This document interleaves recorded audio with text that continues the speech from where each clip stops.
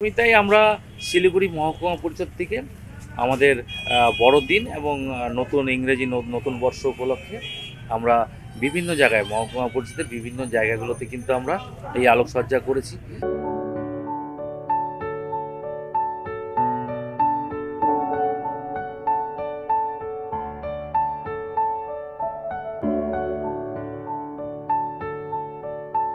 বড়দিনের আগে আলোকসজ্জায় সেজে উঠল নকশালবাড়ি। শিলিগুড়ি মহকুমা পরিষদের উদ্যোগে নকশালবাড়িকে আলোকসজ্জায় সাজিয়ে তোলা হয়। এদিন আলোকসজ্জার উদ্বোধন করেন শিলিগুড়ি মহকুমা পরিষদের সভাধিপতি অরুণ ঘোষ। ছিলেন নকশালবাড়ি পঞ্চায়েত সমিতির কর্মাধ্যক্ষ পৃথ্বীশ রায়, নকশালবাড়ি গ্রাম পঞ্চায়েত উপপ্রধান বিশ্বজিৎ ঘোষ, মনিরাম প্রধান, গৌতম ঘোষ সহ অন্যান্যরা। আগামী 2রা জানুয়ারি পর্যন্ত নকশালবাড়ির ঘাটানি মোড় থেকে পানিঘাটা মোড় পর্যন্ত এই আলোকসজ্জা থাকবে বলে সভাধিপতি জানান।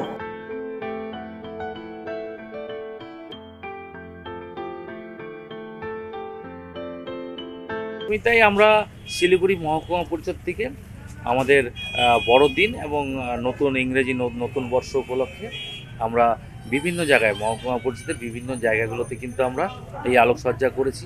আমরা আপার বাঁকুড়াতেও আজকে উদ্বোধন করছে আমাদের সহকারী সভাধিপতি রোমা রেশমি একটা ওখানে আছেন।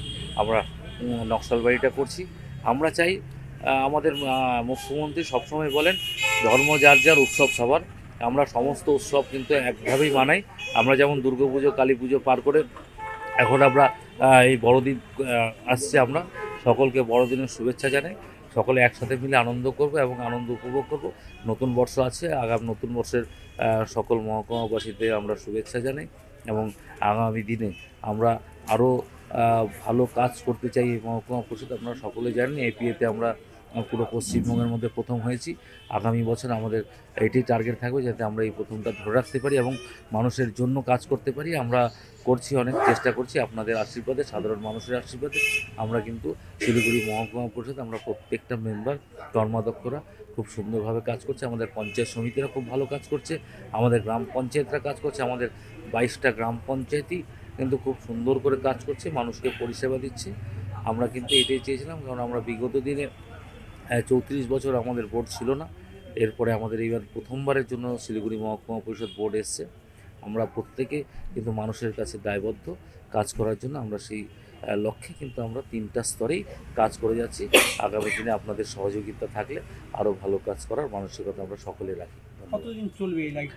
আমরা আজকে গতকাল থেকেই আমরা লাইটটা জ্বালানোর ব্যবস্থা করেছি। এটা আমরা 2nd জানুয়ারি পর্যন্ত আপাতত রাখছি। তারপরে পরবর্তীতে দেখি মানুষের চাহিদা থাকলে এটাকে আরও বাড়াতে হবে।